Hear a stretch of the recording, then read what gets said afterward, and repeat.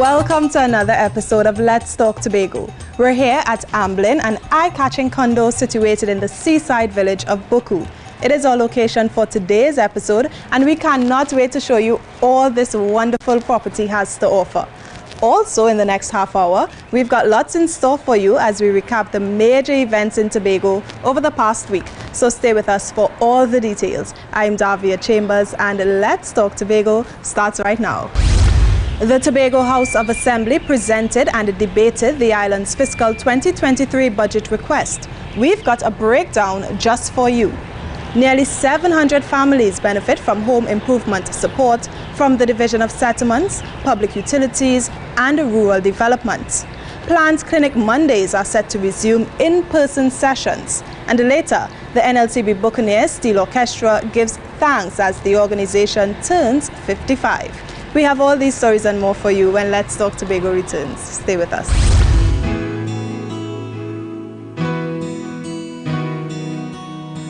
Amblin is a quiet, charming condo. It's got 2 bedrooms and 2 bathrooms and can comfortably house 6 guests. You can also enjoy an excellent range of amenities, a fully equipped kitchen, a welcoming balcony and a pool. Whether it's a family vacation or a line with friends, there's room for you right here.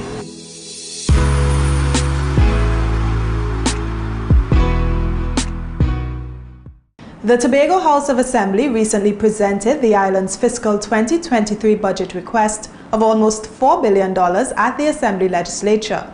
Then it was the turn of the members to debate the contents of the budget. We have some highlights of the debate in this story. Have a look. Proceedings for the $3.97 billion fiscal package presented by the Chief Secretary and Secretary for Finance, Trade and the Economy earlier on June 23, 2022 was now to be debated, pending majority approval in the legislature chamber.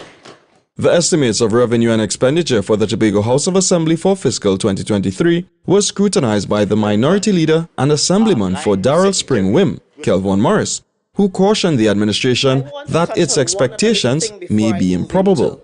While he commended some listed items, the Minority Leader questioned the feasibility of salary increases for URP and CPEP. Given that the requested allocation in the estimates remained at $8 million for URP, the question is, how would such an increase be sustained? The minority also questioned the administration's plans for several sectors, including the fishing industry. While it was shared that the fishing industry is a multi-billion-dollar industry, there was no clear plan on how we would tap into this industry to generate real revenue. In her rebuttal, Assemblyman for Bell Garden, Glamorgan, Dr. Faith B. Israel, reminded the minority that the current administration has only been in office since December. Dr. B. Israel says the budget request laid by the Honorable Chief Secretary, Fali Augustine, remains within legal parameters. If we look at all of the estimates, all of the $3.97 billion, because it really does represent the 6.9% of what we estimate the national budget to be. Because in 2000, there was a ruling that said we can get up to 6.9%. Further contributions from the House endorsed the Chief Secretary's fiscal 2023 budget presentation. The division should point to, in fiscal 2023, through the programs and projects identified, the division intends to start the redevelopment of agriculture, fisheries and forestry in Tobago to enable greater environmental and food security. The division will also participate actively in the formulation of Tobago's development plan and associated medium-term expenditure framework, which will provide the context in which its future annual expenditure programs, policies and incentives for the sector development will be designed. Meanwhile, the Chief Secretary says stakeholder consultations will be ongoing for the 2023 budget. We will continue that conversation, but one thing the PDP is known for is public engagement and speaking to the people of Tobago. We have never been fearful of that. And so that conversation will continue. In the end, the motion was put to a vote and passed by way of simple majority. I'm Ryan McCool for Let's Talk Tobago. So we've shared the views of the Assemblymen on the fiscal 2023 budget request. But what are Tobagonians looking forward to? Well, our production crew took to the streets to find out from residents their budget expectations. Listen up. The 2021-2022 fiscal year is nearing its end. As we speak, the Tobago House of Assembly is already conducting pre-budget consultations. That's why we have decided to take to the streets to find out what wishes you have for the upcoming financial year. Let's go. I'd like to see a better bus service to go to the country. We need to get the expense down because you're working, you're not, your salary is the same and everything gone up sky high. So we need better infrastructure and better management. So I hope that they would manage the country, the island better. Guys from Charlottesville, and we just catch with tail sometimes to get transportation. And we need better service. Better service. We need the food prices to drop. Everything just gone up. Money is not there and everything just gone up. You're going to grocery today, tomorrow you're going next day, everything gone up. And people have to live. My expectation is for the government of Trinidad and Tobago to do better where food prices are concerned. And Tong will say gratuity. Everybody is interested in gratuity. So too am I and my colleagues. Yeah, gratuity it is. While the 2023 THA budget request moves ahead for further assessment, the public will still have the chance to offer suggestions via social media and other platforms catering for stakeholder engagement. I'm Ryan McCool for Let's Talk Tobago. The Division of Settlements, Public Utilities and Rural Development continues to respond to the social needs of Tobagonians, especially the most vulnerable residents, through several of its programs. It's the motivation behind the island's single largest grant distribution ceremony held at Shaw Park Complex. We have more in this report. Rennie Kwao, Olympic medalist and one of this country's most decorated 400 meters athletes, now has his own home. Rennie was recently honored by the Division of Settlements, Public Utilities and Rural Development. He received keys to a home at Plymouth's Homes of Adventure. It feels good, you know, all my hard work over the years. You know, I mean, it's no big deal. I mean, hard work pays off, so in the end, you know, I was expecting something like this, so I really appreciate it though. Yes, I do really feel happy about it, and it's hard work paid off. We're very happy. Additionally, close to 700 families in Tobago got checks to improve their homes. In all, $9 million was presented to the families, making it the largest single disbursement by the Settlements Division. These times call for financial acumen, prudence, strategic direction, and most importantly, compassion. This is also important to me and Assistant Secretary George.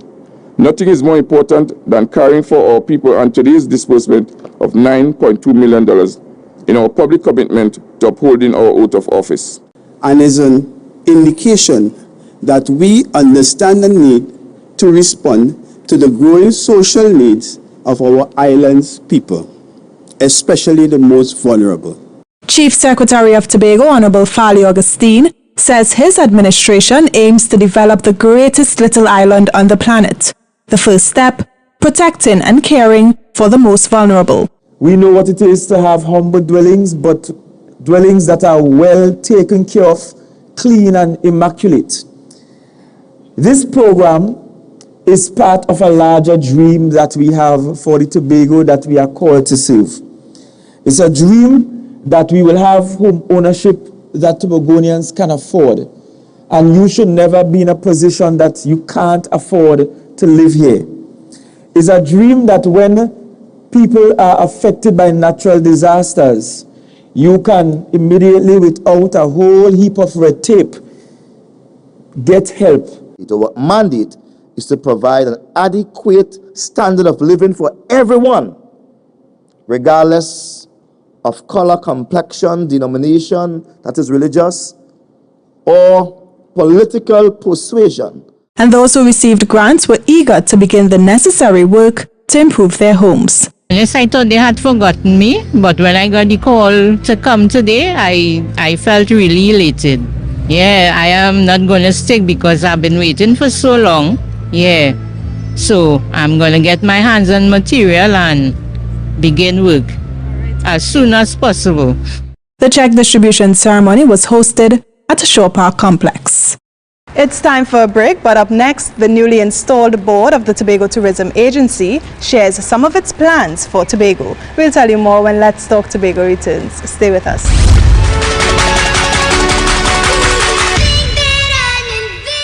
I decided to take the vaccine to first provide protection for myself and my family and the people around me, including my co-workers and everybody I come into contact with, including the public. In the course of my duties, I am heavily engaged in public discussion, public meets, and I do a lot of investigations in the public.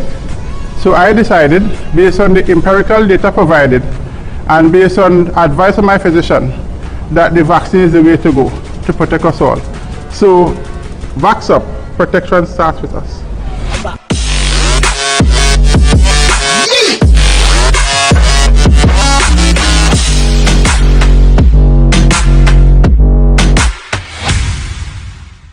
Staycations, airlifts, and sustainability.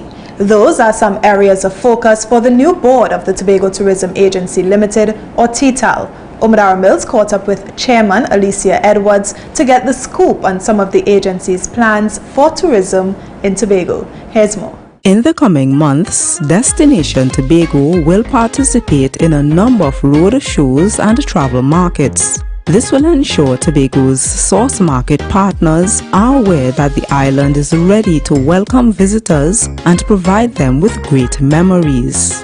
That's just one of the plans of the new 12-member board of directors at the Tobago Tourism Agency Limited, TTAL. Another area of focus for the new board is making the most out of the airlift opportunities, especially the one coming out of the United States. One of the things that we're hopping on is the fact that there's now a direct flight between JFK and Tobago. Previously, the agency had no direct marketing interaction or support in the US market, and we're working now to create a situation where we have a rep in the US market. The links, first of all, the diaspora demand, and also getting into just generic demand from that particular market. And even as we look to attract more foreign visitors, the chairman of TTAL gives the assurance that our domestic market will not be neglected. So promoting staycations is another key factor in increasing visitor arrivals. The second thing that we would be interested in is focusing a little more on domestic marketing. What COVID has shown us is that while it's all right for us to focus on the external market for tourism, we cannot get away from the staycations and the domestic demand that can help to buoy us through a future rough period. Since the board's appointment about 3 months ago, there's been questions about the Tobago Beyond branding. Ms. Edwards says her team sees the valuable potential this label has for the island. The Tobago Beyond Ordinary gives us an opportunity to build out and round out our marketing message to really showcase all the things that make Tobago special, or harvest, or culture, the way that we could just go and buy fresh fish, and all the things that just make my island beautiful. So we definitely will be working on using local content, using local influencers, more local music, more local shots, basically selling the destination from the eyes of a Tobagonian. The new board will also continue to support the agency's sustainability strategies, like facilitating the Green Key and Blue Flag certification programs. They have gotten the Green Key and they're working on the Blue Flag certification, and we think that if we're going to continue to sell ourselves as a Beyond Ordinary island, those international certifications will help us to position ourselves properly in that market, and also as well to perpetuate the narrative that we're actually doing the things that we say we want to be doing. The board will also work with TTAL's employees as well as local stakeholders to strengthen the island's offerings to visitors. I'm Omadara Mills for Let's Talk Tobago. Atlantic storms are not to be taken lightly. In fact, they can be downright devastating. That's why the Disaster Readiness Authorities and the first responders in Tobago are making sure the island can respond to emergencies brought on by natural disasters. And following recent weather activity, we look at how the island has been preparing. Here's more in this story. Planning and preparation can make a huge difference. especially when it comes to getting ready for the hurricane season. The most recent reminder came on June 28th and 29th, with the Trinidad and Tobago Met Service announcing that the country had been placed on storm watch. Thankfully, the island was spared severe storm activity. However, the Tobago Emergency Management Agency TEMA and cooperating agencies were ready to respond to any resulting emergency. Were we prepared? Yes, we were. We have been down this road already. It's not our first rodeo with a tropical storm level strength. We have the history of managing Hurricane Ivan, the November severe weather of 2004, and the following year, 2005, we had also the tropical storm Emily. All of these events we would have managed quite clearly. That we would have activated the Emergency Operations Center just about 24 hours ago, and during that period we would have received 11 reports so far as to what may have happened. During this window of operations, or this theater of operations, the leadership of having the Honorable Chief Secretary taking charge and leading this charge, it was very, very easy for us to coordinate this event. And that gave rise to a level of preparedness and readiness. This rainy season is expected to be an active one, which will put emergency responders to the test. Mr. Stewart says his team takes the hurricane season seriously. He says they're prepared to manage emergency situations, and Mr. Stewart is calling on Tobagonians to prepare too, so they can be resilient in the face of a disaster. In addition, the island already has many volunteers who will support its efforts. This is what gives rise to the CERT 1000 Strong program, which garner at this stage over 625 CERT registrants. This gives us the manpower that is so much needed, especially if we have what you may call a catastrophic event. So we are preparing Tobago for, and we want the Tobagonians themselves in all of the sectors, the private sector, the public sector, the community level, to build resilience going forward. Tobago wasn't hard hit by the passing tropical wave. However, to give a report. 11 reports so far as to what may have happened. Among those 11 reports, they all happen in 11 different jurisdictions or villages across the island of Tobago, some of which comprise of 2 roof reports, and most of them, 4 of them being fallen trees impacting other areas. One of them would have been a house that collapsed completely, and that would be considered to be the most severe. To ensure you're as ready as possible for any emergency, here's a few tips you can follow. Make sure you have a battery-operated radio. Secure important documents in a waterproof bag or container. Get a properly working flashlight and extra batteries. And of course, find out which emergency shelter is closest to you. I'm Kern De Freitas for Let's Talk Tobago. Just like people and animals, plants can get sick. And when they do, you can take them to be diagnosed and treated just as you would visit a doctor. Umar Mills tells us about a clinic for plants that the public will soon be able to access. Here's this story. I decided to see what the Plant Protection Unit's plant clinic is like. On this particular day, I brought samples of a few plants like chocolate mint and rosemary. Plant protection specialist Casey Marie Boucher-Koon asked me a few questions, made several observations about the samples, then checked them out using a microscope and came up with a diagnosis. It turns out the chocolate mint has been infected with a soft scale insect, while the rosemary plant is infected with an armored scale insect. Casey Marie then gave me several recommendations for treating with the pests. That's the process clients can expect when they come to Plant Clinic Mondays, a service that will restart in July of this year.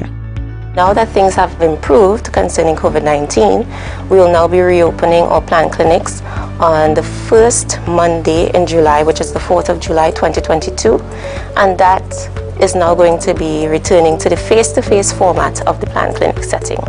That clinic will be available from 9 a.m. to 1 p.m. every Monday, except on public holidays, of course. The clinic serves to give you a real-time response to a pest or disease issue. So when you come into the clinic, you will get an answer to your question. You will get the recommendation to help you within a short space of time. Plant Clinic Mondays will take place at the Division of Food Security, Natural Resources, the Environment and Sustainable Development's head office. It's located on the corner of Milford Road and Sherburne Road. The mandate of the unit is to aid in food security by reducing crop losses brought on by pests and diseases.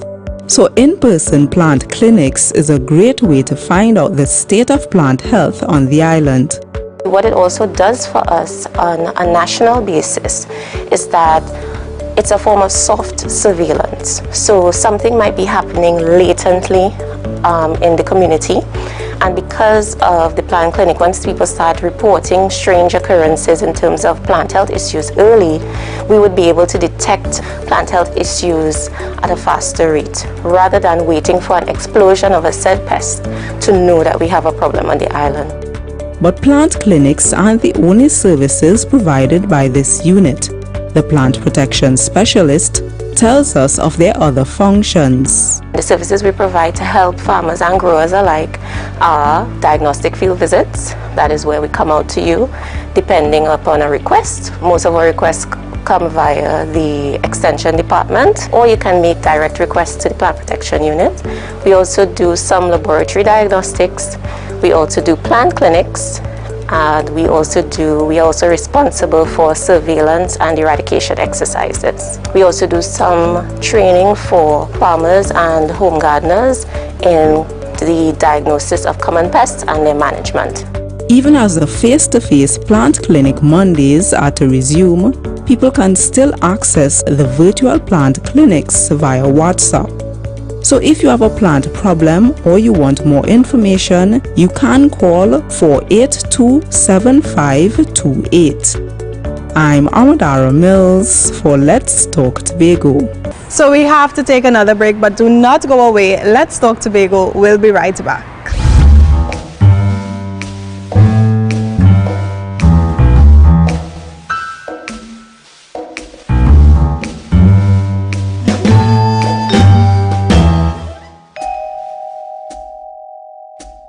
The Roxborough Police Youth Club is taking its activities outdoors once again. This time, the club is reintroducing its Night Football League, which is giving young residents yet another opportunity to occupy their time in a very meaningful way. The Roxborough Police Youth Club has used the slowdown of the last 2 years to regroup, recollect and re-emerge as the club put on the Chief Secretary's Cup football competition. The league has been around for the past 25 years. It was born as a means of giving young people a positive outlet. Club leader Collis Hazel says the tournament has had the desired effect. He's happy to see it make its return. Because we were faced with a lot of break-ins that were taking place in the night, we decided that we must do something to create leisure opportunities for people in the night so that they will not fall prey to social ills in society. And hence the reason why this competition was born. Sport teaches us values like fairness, team building, discipline, inclusion and respect. Sport and recreation aid the holistic development of youth and for the greatest talents can provide a fulfilling career. This is why Chief Secretary Honorable Fali Augustine believes the league is beneficial to the Roxborough community. It's important that we continue to use sports as an avenue through which we could develop communities, especially that subsector of young men. That subsector of young men who are most likely, statistically, to get into trouble. And so I want you all to play with your hearts out. I want you all to play clean, play honestly. I'm wishing you again all the best. Special commendation were given to the players who exercised patience even after the hiatus due to the COVID-19 pandemic. You, the footballers, without you, this competition could not have been possible. You have stood in the trenches and you have worked hard and you continue to play hard and you continue to support the league. And we are very grateful that you as community leaders have continued to see the success of sports and particular night football. 12 teams are participating in the league. The winners will walk away with the grand prize of $30,000. I'm Kern De Freitas for Let's Talk Tobago. NLCB Buccaneers Steel Orchestra has reached an impressive milestone. The organization recently turned 55. It's been one of the most consistent steel orchestras on the island over the years, and so its 55th birthday was a fitting occasion to give thanks. We have the highlights in this story.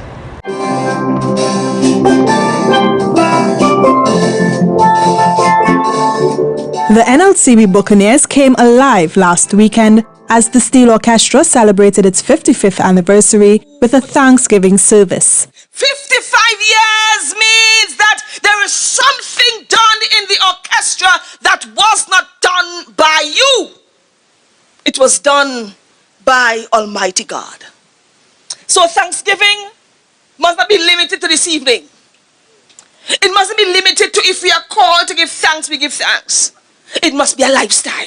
According to Secretary of Tourism, Culture, Antiquities and Transportation, Councillor Tashia Burris, the band remains resilient, consistent and well organized. She says this is illustrated in NLCB Buccaneers earning many titles, including the first place medium band in National Panorama 2013 and its record as a finalist for over 10 consecutive years. Steel orchestras and other groups form the bedrock of our communities and have been responsible over the years for honing some of our best and brightest talents. They teach the values of commitment, discipline, love for community and country, and respect for oneself and others. Undoubtedly, the contribution of the Buccaneers Steel Orchestra to Tobago's cultural development and entertainment landscape is noteworthy. I think the steel band could expand so much more effectively if on a, well, I worship on Sabbaths, if on a Sabbath morning or on a Sunday morning at church, if we had more steel pans to mix with the conventional instruments to give the service that lift. And I want to encourage Buccaneers to consider that market. I'm making it public now. Also bringing greetings on behalf of the Pan fraternity were Chairman Pan Tobago, Beverly Ramsey Moore, and Chairman of Pan Tobago, Tobago Region, Salisha James. I am so elated. I'm so happy to be here celebrating with NLCB Buccaneers. You know, in everything we ought to give God thanks for his goodness. You know, his goodness just keep running down. Just keep running down over us. And for a steel orchestra to be here celebrating 55 years, it tells you that a lot has gone on in terms of the strength and the power of the leadership of this organization. Steel band organization is not an easy thing. I don't know that already. A band with longevity, perseverance, with skilled and talented players, a pillar in their community. So cheers to NLCB Buccaneers to another 55 years. Prayers were also delivered for the band and its executive.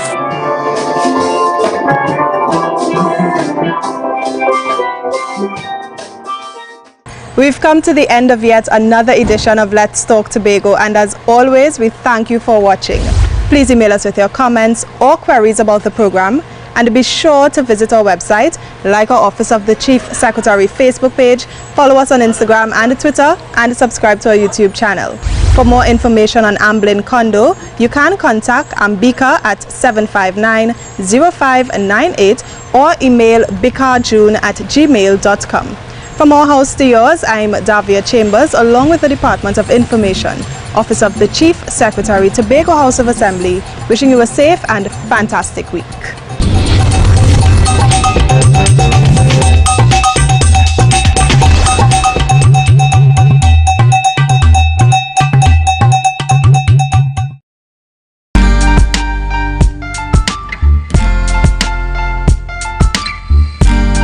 Put a smile on your face when you're moving from place to place. Good morning, good Good morning, morning, good morning, morning.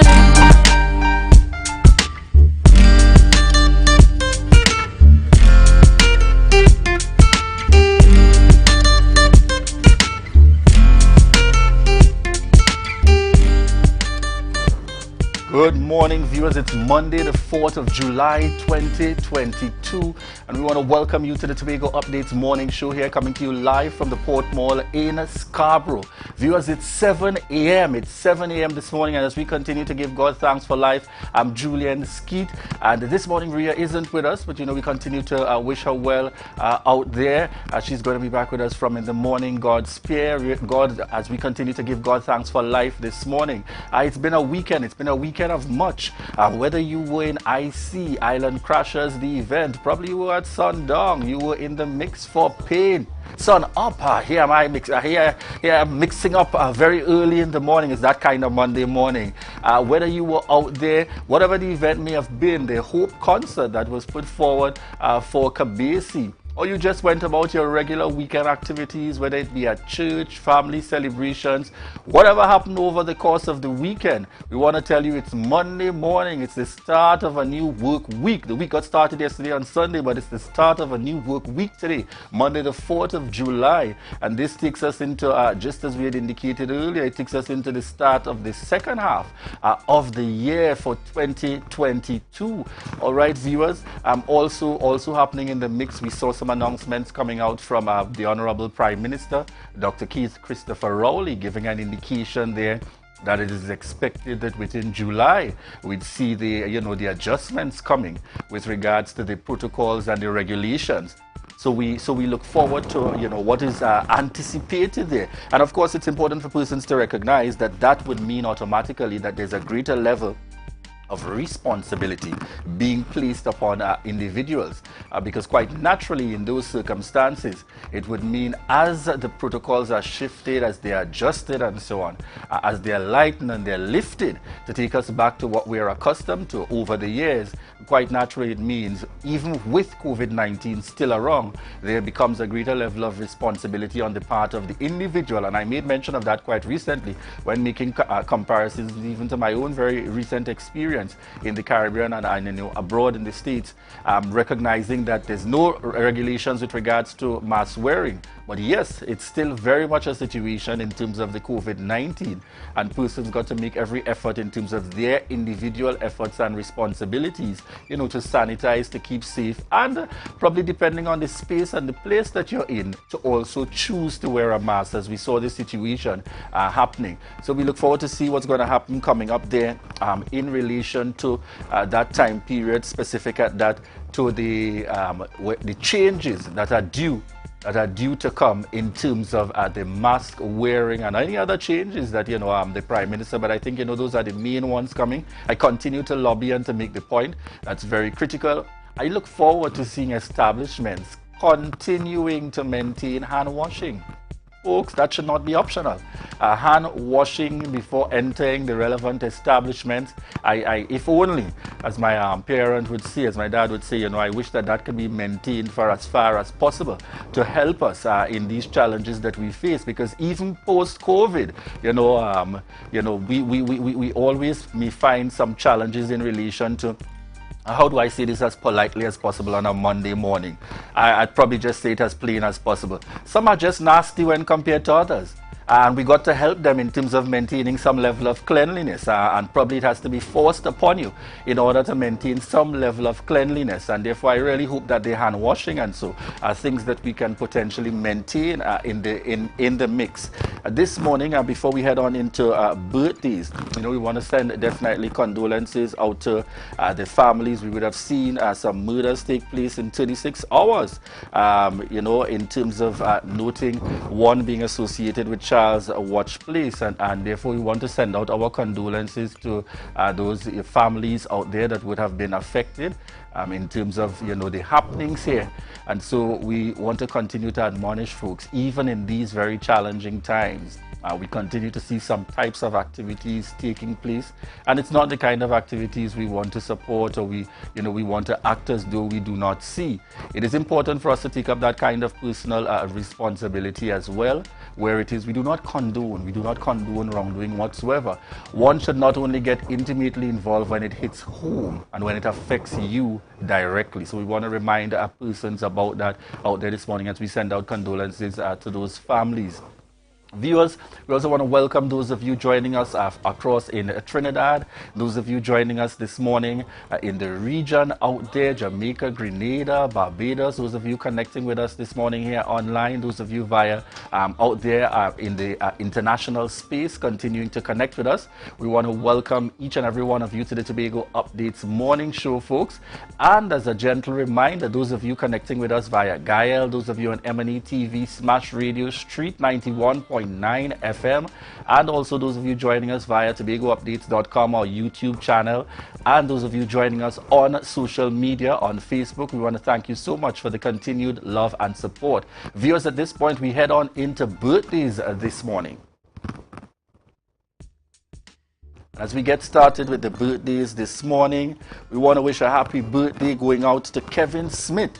Birthday blessings going out to Kevin Smith this morning, wishing you a happy birthday. All right, and we also sending birthday shout outs to Onika Blackman. Birthday shout outs to Onika Blackman this morning in the mix, coming from the Tobago Updates family. My very own colleague out there. Let me send birthday shout outs to Katia and Luke Sandy. Mrs. Katia and Luke Sandy, we want to wish you God's continued blessings. We know the celebration started over the weekend. Trust that you enjoy the birthday celebrations. All right, and a shout out again. Hey, another one of my colleagues and friends out there, Philip Lewis, wishing you a happy birthday. And this is coming also from Cindy, Stuart Lewis, Kaylee Lewis, the entire family. Today is definitely going to be Daddy's Day and Daddy's Week for that time out. All right, and we're sending a birthday shout out to Suraj, that's Serju Singh. All right, sending a birthday shout out there to the man Serju Singh, wishing you a happy birthday, coming from the Tobago Updates family. We also have in the mix celebrating this morning Liz Coppin, wishing you a happy birthday coming from the Tobago Updates family here. Trust that you have an enjoyable one. All right, and this is a special birthday shout out here for me, and this is Brother Simon, Brother Vernon Simon, and his birthday would have taken place over the weekend on Saturday, celebrating through the Sabbath and so on, responsible for the service. Good service there, Brother Simon, at the Good News Church, and we want to wish Brother Simon a happy birthday, coming from me, Laverne, Verneris, the entire family, and sending you birthday wishes, and we know the celebrations continue. All right, viewers, so at this point we want to give you some heads up in terms of our rundown for this morning. Where will we be focusing this morning with our rundown? All right, and pulling that information up for you this morning. We begin our discussions for the rundown this morning. We begin our discussions with Hanif Benjamin, CEO and clinical therapist and clinical traumatologist. And we're speaking to the issue of the C results. Children still traumatized. So we're going to be chatting about the C results. We've had some recent changes. Some say after the necessary legal action. Some say after representation. We'll be chatting on the C results in terms of moving us forward and some of the changes that we have seen in this year, as well as what has certainly been, and we've heard it both from the minister and the secretaries, both at the level of the government and the Tobago House of Assembly, with responsibility for education, that we've definitely seen a decline. So we look forward to having our discussions on that as we go forward. And this morning we'll also be chatting with Anthony James, and that's political activist Anthony James, and we're speaking to THA budget estimates and uncertain allowance. So we look forward to hearing from him as well to get his perspective in the mix this Monday morning, viewers. We want to thank you so much for your continued love and support for the Tobago Updates morning show, and want to remind you this is your opportunity for each and every one of you joining us to share the live, share the live, share the live. Good morning.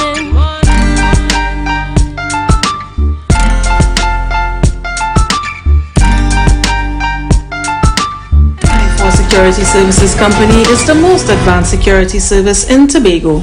Ask about our cash and transit service. It's safe, risk-free, reliable, and timely. We provide safe banking delivery for all business types and sizes with highly trained staff, 24/7 monitoring, coordinated emergency response, and a well-maintained fleet of armored vehicles. Contact us at 660-7723 or visit our website at www.mi4securitytt.com to sign up today.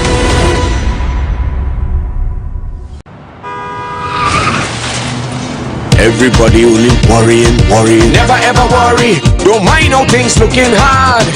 I tell them never ever worry. If your life can't get damaged bad. I tell them never ever worry. What I'm saying is true. So just consider Tatil is always right here for you. I tell them never ever worry. Don't mind if life make you sad. I tell them never ever worry. If your house get flooded out real bad. I tell them never ever worry. What I'm saying is true. So just consider Tatil is always right here for you. I tell them never ever worry. If sickness catch you off guard. I tell them never ever worry. If times fall on you real hard. I tell them never ever worry. What I'm saying is true. So just consider Tatil will always be here for you. Never worry about a thing. Tatil, where people are people. You know what I mean. The Street 919 FM and the Tobago Updates presents the Tobago Updates morning show live simulcast on the Street 919 FM. Start your day with all the information you want and need with the simulcast of the Tobago Updates morning show live Mondays to Fridays from 7 a.m. on the Street 919 FM, the official station that defends the nation. Tobago Glass Supplies has been a leading name for over 37 years in the glass and aluminum market in Tobago. We provide an extensive range of high-quality, innovative aluminum and glass products for commercial and residential use. Competitive prices with superior and professional services by committed employees who are guided by rigid quality standards. Tobago Glass Supplies specializes in the manufacture and installation of glass and aluminum products that are essential to today's homeowners and the business environment. We are engaged in marketing, sales, and installation of a variety of products. These ranges from windows and doors to necessities such as mirrors for homes and vehicles, designed and manufactured in-house or imported.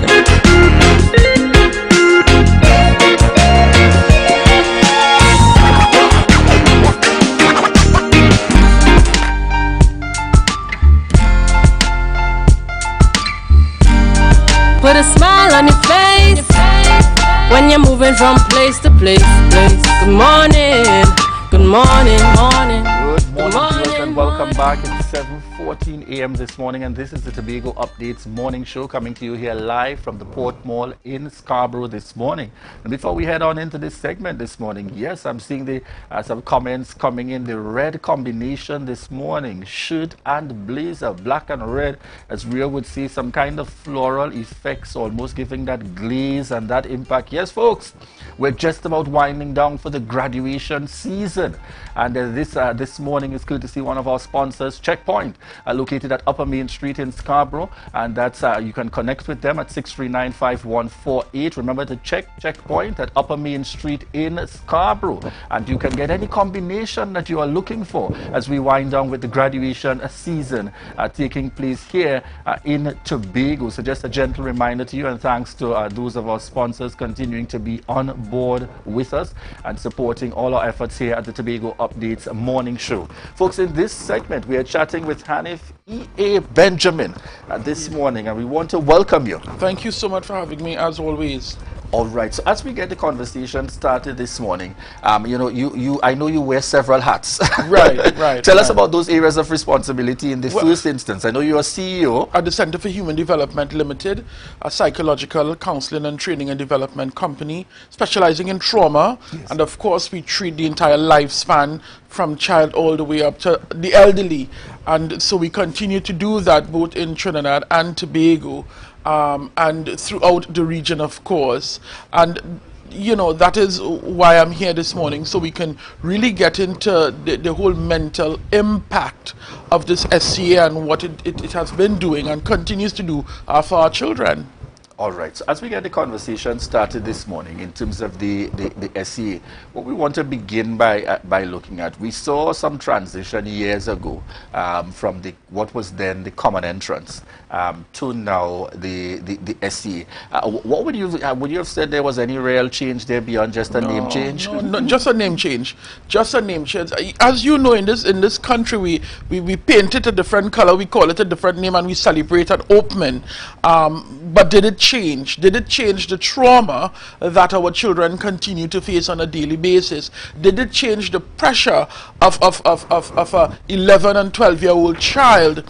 One of the most important exam, it would seem like, at that point in their life. And so in my view, it curtails a childhood. It curtails what childhood should look like for the pressures of this rigid exam. And not only a rigid exam, but also the aftermath of the exam that we're seeing now.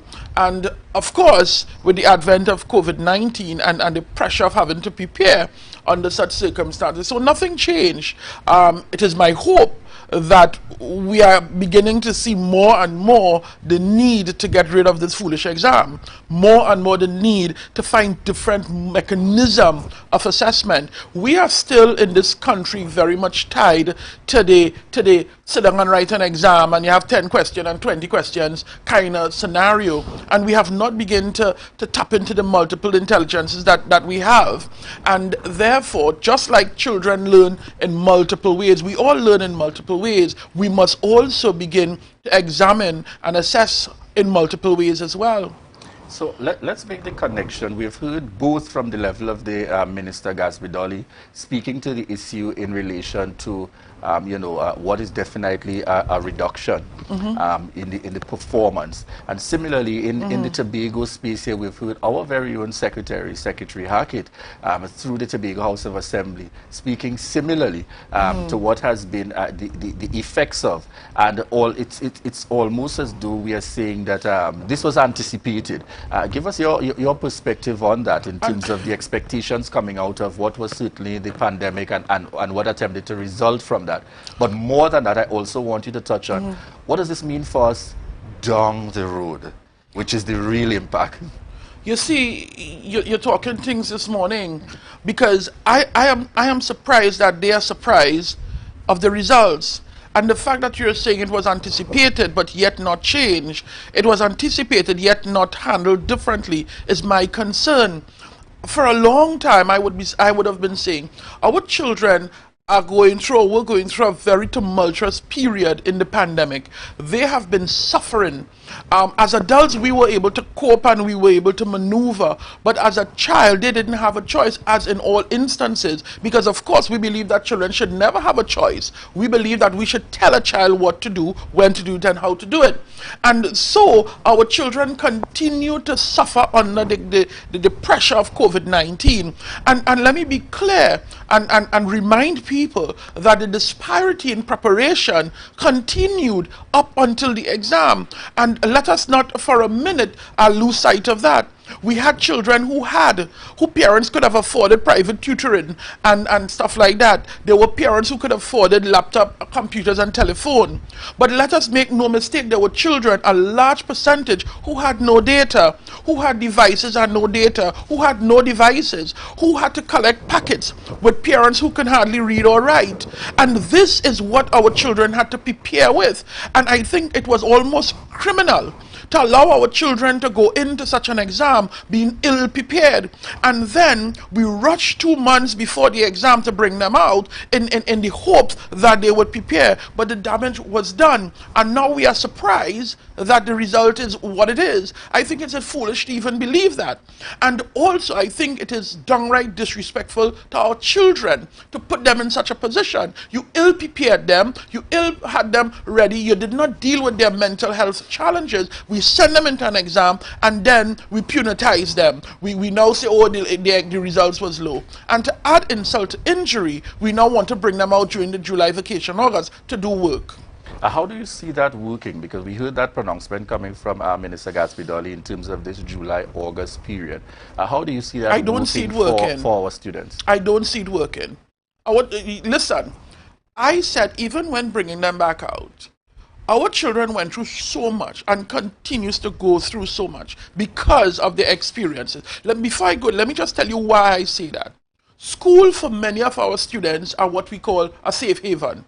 Just like for many of us adults, we leave the home early in the morning not because we want to, but because we want peace. And school for children was that safe place. When that safe place was removed, our children had to live with the bear, they had to live with the lion and the dogs. And so we had sexual abuse, emotional abuse, psychological abuse, financial abuse. That was happening to our children, and they had nowhere to go. And so now they are released. That is why we have so many fights and stuff going on. And so you now want to say to a child, let's get you more schoolwork, when in fact the cry has been for a psychosocial mental health approach where our children would have been able to deal with the issues to ease their mind. And maybe if their mind were at ease a little bit, maybe, just maybe, they would have performed better. Because I tell you this, if I'm not safe in my mind, I am not safe in my space. If I'm not safe in my space, I am not safe in my mind. And you cannot ask me to go and write this exam when my mind isn't safe. You cannot ask me to go and write an exam when my heart isn't safe and my environment isn't safe. So would you suggest alternatively that the method or the approach should speak more directly to where our students are allowed to repeat now that we are back out, in terms of face-to-face, for those who may have, definitely for those who may have missed because of a lack of resources and not being able to access at all, or even those who had limited access by way of the technology and or internet access? What would you say is the way forward from your perspective? Immediately a policy of repeat that makes it easy for schools to accept the students back for an additional year, because we're going to have face-to-face. I think both at the central government and THA, that should be an immediate consideration. Open up all schools for repeat, because there are students who could not advance because of the difficulty that they face, and they faced difficulty. And if 12,000 students below 50% isn't clear statistics that something went wrong, then I don't know what is. If we want to use the statistics, then let us use that. But telling me we're going to do two months of courses makes no sense, right? Allow students to repeat without any hassle, and allow them to get that year where they can build and rebuild themselves again. I think that, to me, should be an immediate recommendation. Not a recommendation, a policy. It should happen, because there are too many students who had nothing. In my village, I remember I gave away almost 90% of all the computers in my office to families who had none. But you gave them a computer, and then I had to pay for internet because they had none. And then you had students who had to get packets, but your parents are functionally literate. What are we doing about those students? We need to understand that we did not do it right. And I'm not saying that we had to open schools, but it did not happen the way it ought to. And therefore, we need to make it right for our children. Seeing that we are coming, moving out in terms of still treating with the realities of COVID-19, and certainly the impact that it has had, because what I gathered from both of those press conferences, both at the level of the THA and the ministry, it was a means of relating the facts rather than chastising our students. But more importantly at this stage, the question is, what do we do in going forward? I have concerns, and I want to get your thoughts on it.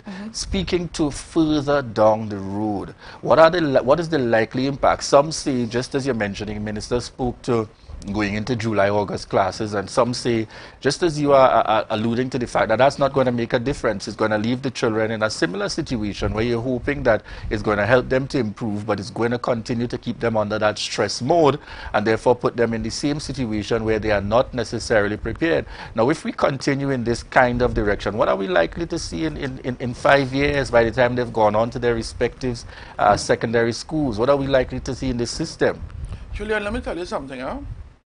Shame and guilt. That is what SCA does to our students, by the way. Shame and guilt. Shame that you didn't pass for the school, guilt that you didn't make your parents proud. Now you want to send them to summer school. In America, you call it summer school, so we want to send them to summer school. More shame and guilt.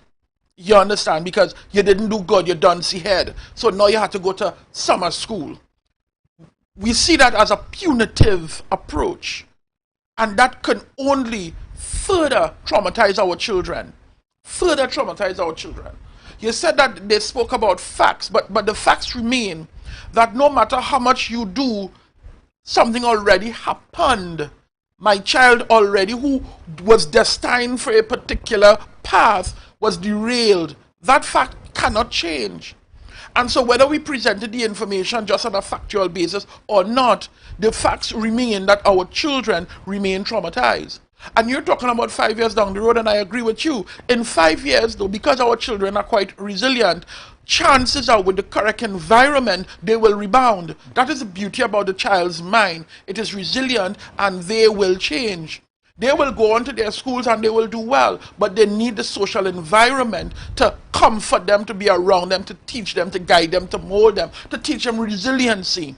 But right now we are dealing with a crisis of over 12,000 students, and even those who were over 50 were those marks where it should have been based on what the teacher knows. Because you're hearing a lot of teacher, my student was a 90% student, but they score 80. My student was an 80% student, but they score 50. So it means that while they pronounce on the 12,000 under 50%, we really need to disaggregate the above 50 and whether or not that also moved in a negative direction. And so you talking about 5 years from now, I am saying let's look at between 1 to 2 years. That is what it will take for us to recalibrate our students, to get them back in a frame. And hopefully in 5 years, we don't have SE. That is my wish. What kind of systems do we, and you referred to 1 to 2 years, I spoke to 5. What kind of systems do we, all connecting with the same area that I'm getting to, what kind of systems do we also need to put now in the secondary school in terms of resources to support these very students who are now heading over to secondary school come September? Let me tell you, because it can't be education as usual. Well, that is what bothers me, because it seems as if it's always about academia and about education and about, but people don't understand that education is more than academia. Education is the teaching of a full mind, body, and soul. Education is not just about arithmetic and English. And so we must understand, I think we failed in getting our students back out to school from a psychosocial mental health perspective. And it will be remiss of us to continue to fail them going into the secondary school. And so we need to have a robust mental health, psychosocial type of intervention in our schools. I believe as soon as school reopens, we need to be doing psychosocial assessments. In this assessment, we should try to capture students who are dealing with psychosocial issues, students who are dealing with serious mental health issues, and then we start to channel them to where they need to go. Because, Julian, we did not even talk about our students who have been diagnosed with mental health disorder or with some other disability that was severely disadvantaged. Right? You have ADHD and you ask me to sit on a screen for 5 hours.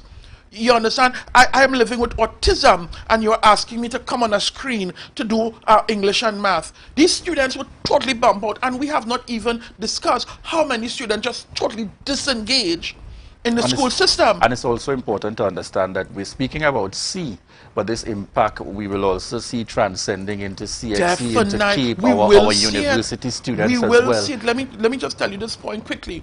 I had a young lady student, I still have a client who never engaged with mental health challenges, was a A+++ student, and in the COVID pandemic, she was now put on medication, diagnosed, and has now plummeted to 50 and 40%.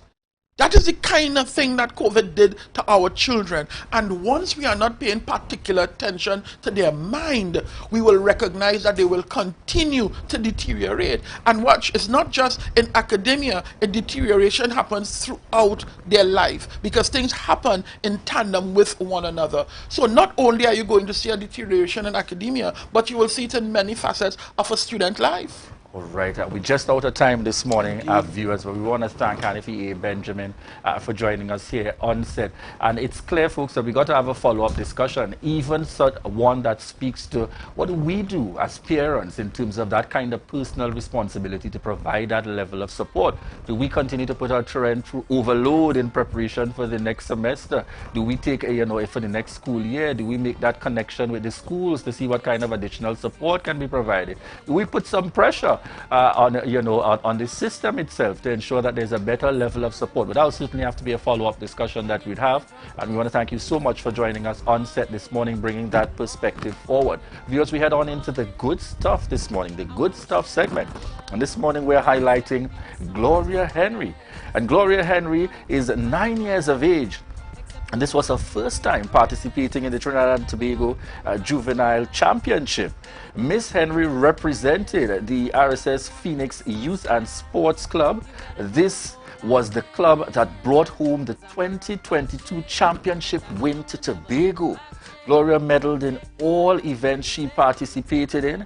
She hails from Signal Hill and attends the Signal Hill Primary School, Signal Hill Government Primary, and you're seeing it there, folks. First place, high jump, ball through, 300 meter, 800 meter, second place, long jump, second place, 150 meter. She also placed second place in the mixed relay, third place in the 80 meter, and third place in our sprint medley. Congratulations, Gloria Henry. And congratulations also goes out to Signal Hill and the Signal Hill Government Primary School out there, principal and the entire team. Really doing exceptional work with our students out there. We want to say congratulations, most definitely the good stuff here this morning. Viewers, this is the point where we want to continue to remind you, each and every one of you joining us on the live. I see Ava McCall, I see Akia Webster, Linda and Lashley joining us on the live. Ruan Lamumba connecting with us on the live this morning. Dornet Dempster, Ingrid Gray, hey, our very own Ayusos, Janae Campbell, Russell Morrison. We want to thank each and every one of you. My very good friend out there, Jean Bacchus. Good morning, Jean Bacchus. All right, we want to thank each and every one of you for continuing to connect with us. Yes, I see you as well. QQ Melville, Lisa James, thank you so much, folks, for the continued love and support here for the Tobago Updates Morning Show. This is your opportunity to share the live, share the live, share the live. I just want the microphone. Morning. For plants for your garden or even a thoughtful gift for a friend, we at Eden Nurseries are waiting to welcome you with our affordable prices and variety of indoor and outdoor plants, flowers, palms, soil blends, pots, landscaping services, maintenance, irrigation services, and water features. Visit our garden shop and nursery Monday to Friday 8 a.m. to 4 p.m. and Saturdays 8 a.m. to 1 p.m. located at the back of Orange Hill Gas Station, Shore Park, Tobago, or call us 639-0776 and let us help you bring your garden to life.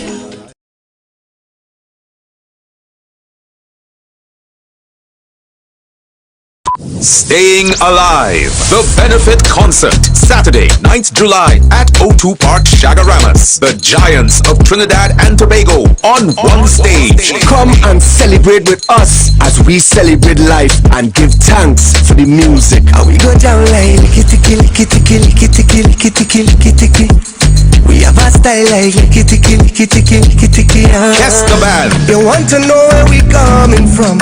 Say you want come look for me, yeah. If you're willing to have some fun, I could keep you company. Staying Alive, the benefit concert. There is nowhere else in the world you could see all of these giants on one stage. Guess the band. Michelle Montano, Freetown Collective, 3 Canal, Orange Sky, plus many more artists to be announced. Tickets available online at islandetickets.com. All Häagen-Dazs outlets nationwide. And Ojo World, Saturday, 9th July at O2 Park, Shagaramas. Conquering all the obstacles. Staying Alive, the benefit concert.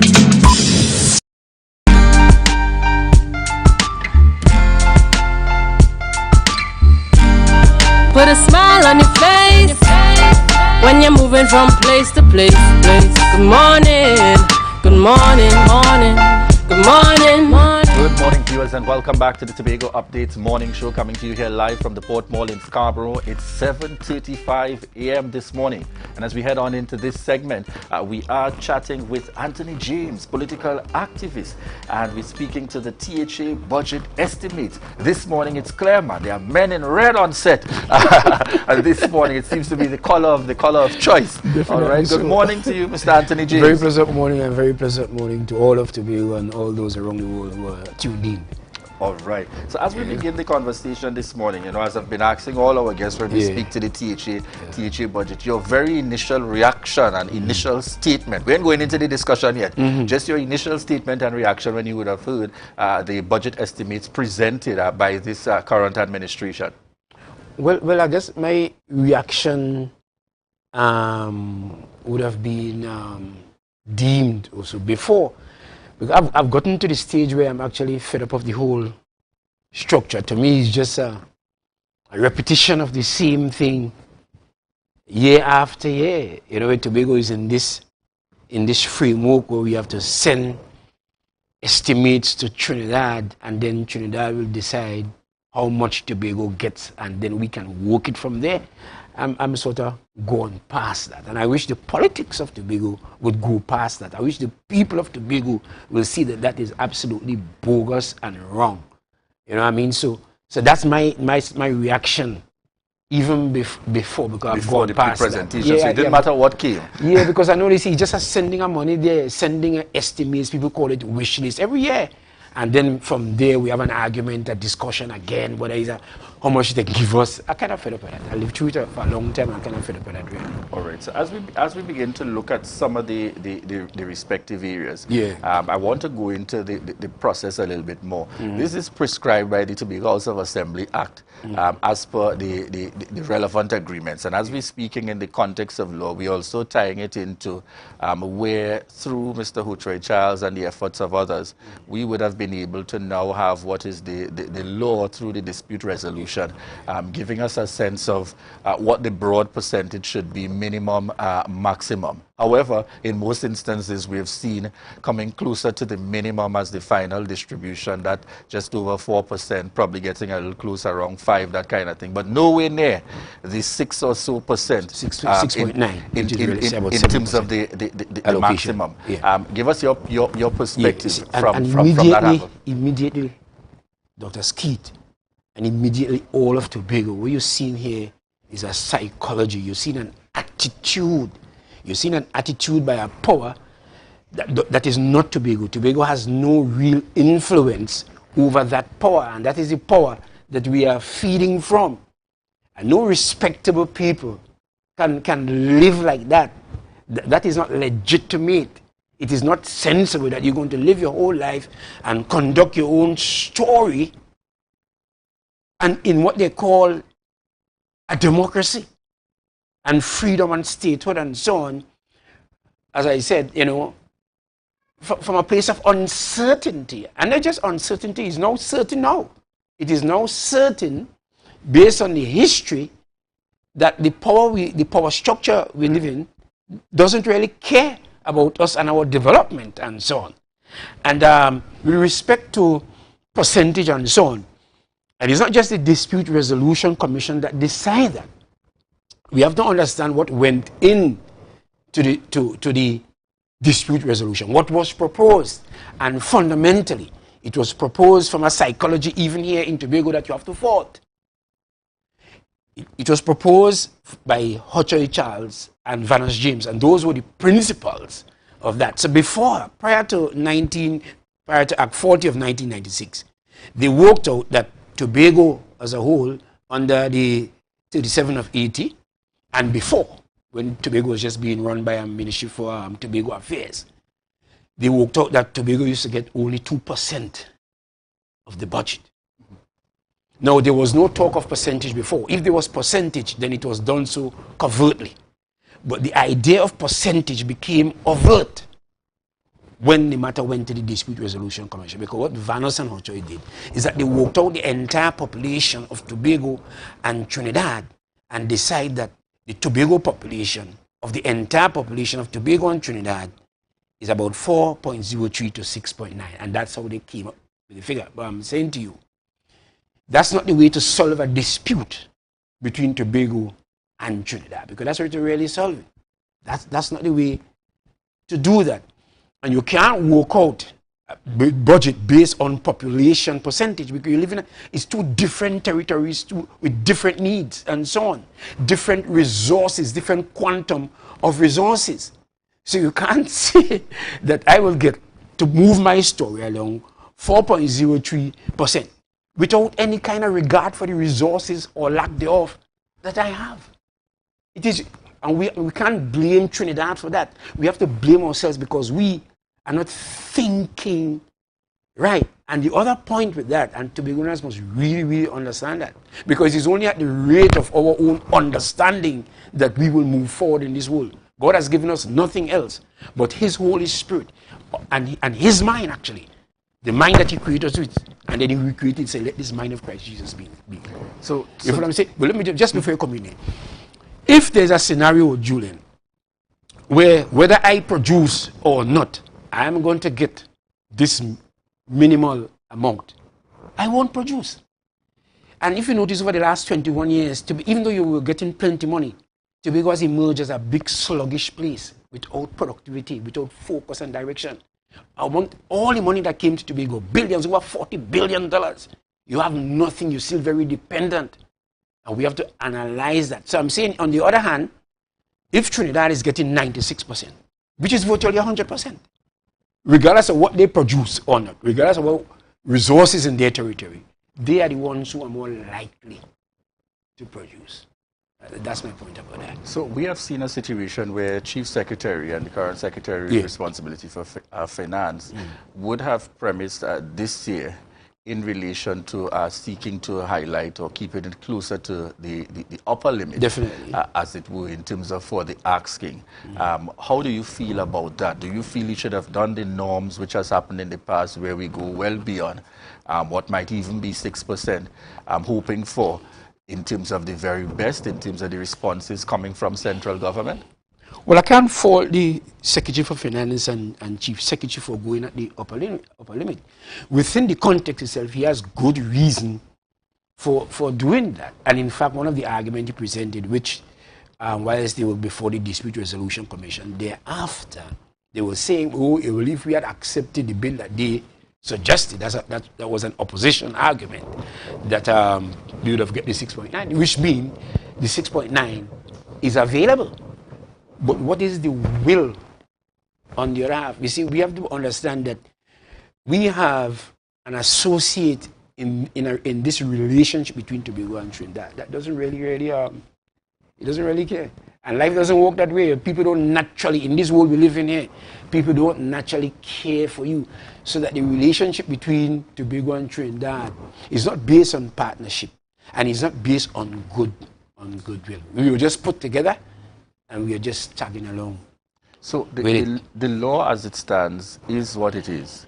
The budget has to be presented, would have had to be put forward before the end of June. True. And more than that, we await what will be the final presentation. My question is, what can be done between now and then so as to really attempt to influence and to impress upon central government that this is a real need in the Tobago space, to not only give us the bare minimum, but to really seek to come much closer to and giving us in terms of that upper limit to advance the work and the efforts here and development in the Tobago space? And I think, we have to impress on them, as you said. What can be done between then and now? And I think they are quite aware. So these are not new arguments and so on. They are not new sentiments. They are very well aware of the fact that Tobago is lagging so way back in history. As I said, the love is not there. And if I were the Chief Secretary, or if I had the pivotal influence on them, I would not have been going with any kind of percentage, and I would not have been mentioning any kind of percentage, because that is what locks us into that law of bondage, and that's a wrong approach. In fact, I would have made an open-end budget. I would have looked at the resources of Tobago and the Division of Finance and the Tobago House of Assembly and Tobagonians as a whole We have to wake up. We have to stop being lazy about our own responsibility, right? And immediately what comes to mind is that figure that they have put out about the GDP of Tobago being 1.68 billion, which cannot be true. It is absolutely misleading and should have found no place in the budget. It's not good for us tactically, strategically, and it is not factual. So I don't know where they got that from. The fact is, the question is, are they doing due diligence? You have the Information Act. There are resources in Tobago's waters, and this is why they are so careful to tell you, hey, you can only have 6 miles. They are making sure that you cannot cross 6 miles because beyond that is where lies or where lie all the economic resources of Tobago. You follow what I'm saying? So that they need to do their due diligence and utilize the Information Act and force the government, because for the longest while, in fact, from ever since, government of Trinidad is operating in darkness. It is shrouded in secrecy, so that they're not printing the truth as to what are the resources of Tobago, what are the resources of Trinidad. You will hear they talk about resources of Tobago, but resources that are boxed in by 6 miles. Exclude the airspace, exclude the sea space beyond 6 miles, and then define that as Tobago. And then after that, we hear in Trinidad and Tobago, and we hear national. But what really is Trinidad? You're not hearing that at all. And I think that should be the approach. Even now, it's not too late. Force the system to publish what are the true resources of the territory according to international definition that is Tobago. And the fact of the matter is, Tobago should be making a budget based on all its resources and the investment we as a people are willing to make, because a man sow, so shall he reap. You can't be making a budget from a static thing. It's like your ministry. Tobago is functioning like a ministry. And what a ministry does is just spend money. So who do we get that kind of wider scope from in terms of the relevant details? Are you saying those are resources and information available right here in the Tobago space? They are available in the unit called Trinidad and Tobago, which Tobago has a legitimate access. Tobago has legitimate access to. The Minister of Finance ought to know, but nobody is bothering with that. For instance, you have another set of expenditure, apart from the 1.68. For instance, when Caribbean Airlines travel between Tobago and Trinidad, the money is for that. Where does it go? The tax. Has the Division of Finance dealt with that? The boat traveling between Tobago and Trinidad, immigration. Even when Caribbean Airlines representing Trinidad and Tobago, when it travels abroad and comes back, I'm asking you, Julian, have they tabulated that? There are many things outside. Government cannot afford to be lazy, especially in the Tobago sense. You have to appreciate your responsibility and do what is imperative. So if we're to look at, as we wind down this morning's interview, if we're to look at pulling on one of the areas for introduction under this current administration, and we saw the Chief Secretary speak to it in his 3.97 billion budget, representing just about 6.9 of what he anticipates will be a national budget of about 57 billion or so. Speaking specifically to allocations going towards the rolling out for the very first time of the Office of the Deputy Chief Secretary, treating with responsibilities and connecting even at that in terms of our seeking to get a greater level of autonomy, self-governance, whatever we would want to refer to it as, for Tobago, and also having some operations taking place in Trinidad. So there'd be a base in Trinidad and a base in Tobago seeking the interest. What are your thoughts? Is that division and that responsibility to the Office of the Deputy Chief Secretary, are you confident that that's a move in the, how do you feel about that? That's a move in the right direction to begin to get greater levels of representation, recognizing that the only way for us to make change ultimately is to have a place in the parliament. That's where we have to be. Well, I don't buy the argument that Tobago must have necessarily representation in the parliament in Trinidad. In fact, we do now.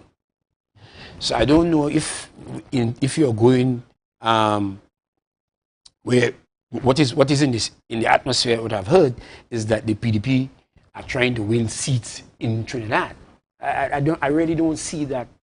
I really don't see that happening. No, well, my question is from the perspective at the end of the day, if any change has to occur, it has to happen at the level of the parliament. So it has to have the support collectively of the government, the opposition, and also speaking to independent senators. How else do we advance? Well, I really don't see.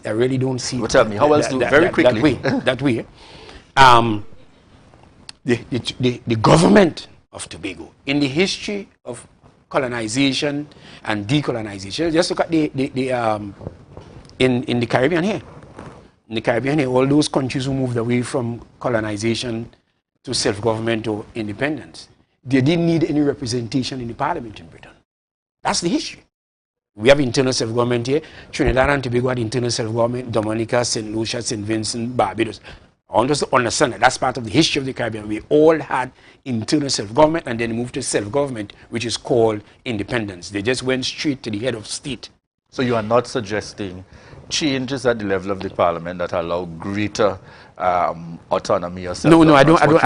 What you are suggesting is separating altogether. No, what I'm saying that psychology, the history, does not bear that out, and that expectation, the history does not bear that out to be true. To be true, you have a government and people here. We have to utilize the legislature in the house. We have to stop looking to Trinidad. If we look to Trinidad, all we're going to get is what they are calling greater autonomy.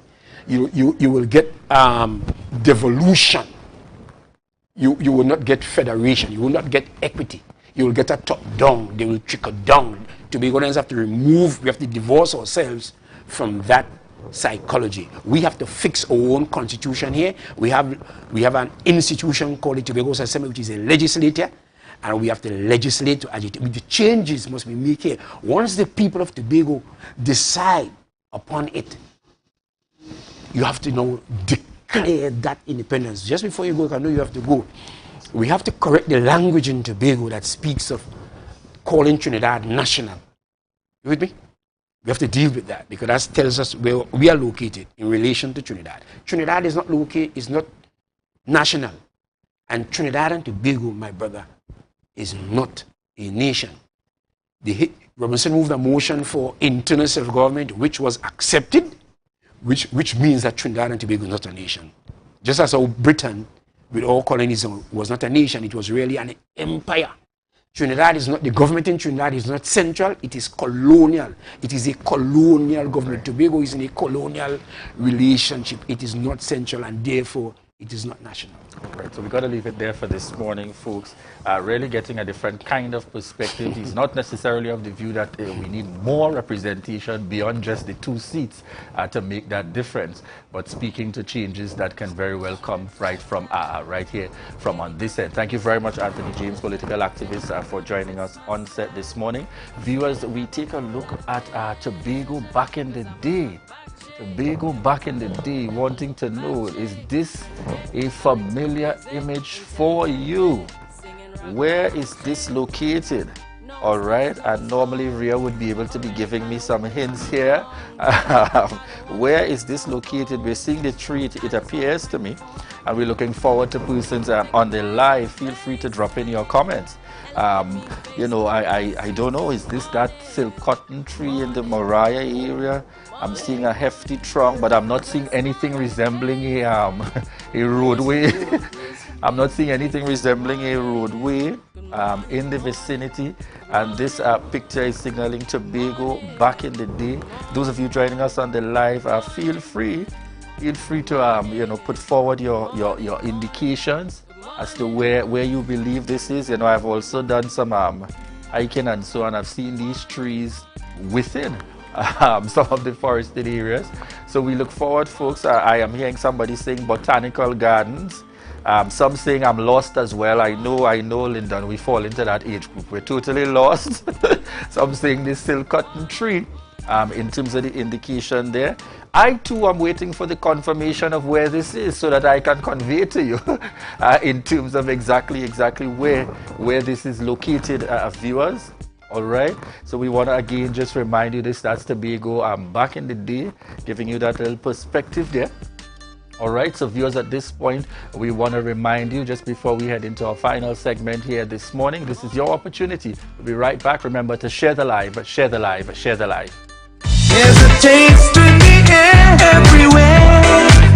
Feel the vibe, cause it's so good to share. Smooth, rich and creamy, you'll find it right here. Makes you smile, relax a while, it's fun and good share. Ooh, enjoy every scoop. Ooh, every taste will get you hooked. We have flavors that you love, a combination special. Come along, enjoy your treats. This is Uncle Pete's.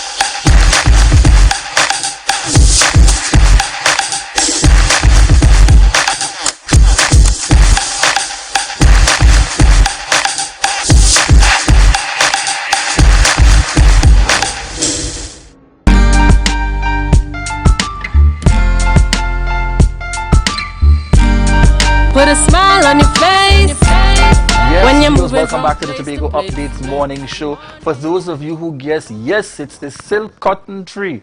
And as I was alluding in the area of Mariah, nope. That's inaccurate. It's a silk cotton tree located actually in the Golden Lane area. In fact, I think quite recently we would have had a situation where, that the tree would have come down, acts of nature and so, but that's the silk cotton tree in the Golden Lane area that's located there for, this day, looking at these photos, giving us a little throwback into the Tobago space. We also want to thank you so much for the continued love and support for the Tobago Updates morning show. As Ria would say, a gentle reminder to you folks, that we, it's still law that we continue to wear our masks, all right, that we continue to sanitize, and as I like to say, wash those hands and maintain our distance as best as possible wherever we may be to continue to keep ourselves and our households as safe as possible. We're going to be heading on into Tobago Notes and then on to GMT this morning. All right, so we want to wish you the very best. Have a great day. This has been the Tobago Updates morning show, and we head on over to Tobago Notes.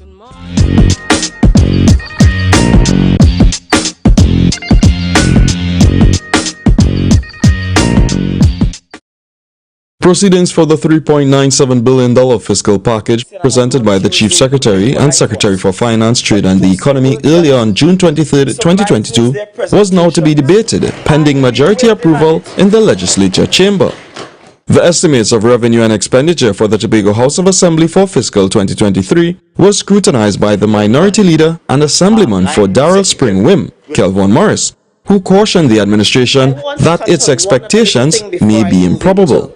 While he commended some listed items, the Minority Leader questioned the feasibility of salary increases for URP and CPEP. Given that the requested allocation in the estimates remained at $8 million for URP, the question is, how would such an increase be sustained? And I would hope that the Secretary of Finance or the relevant line secretary will be able to explain to and give some level of comfort to the URP worker, the CPEP worker, that this is not just political grandstanding.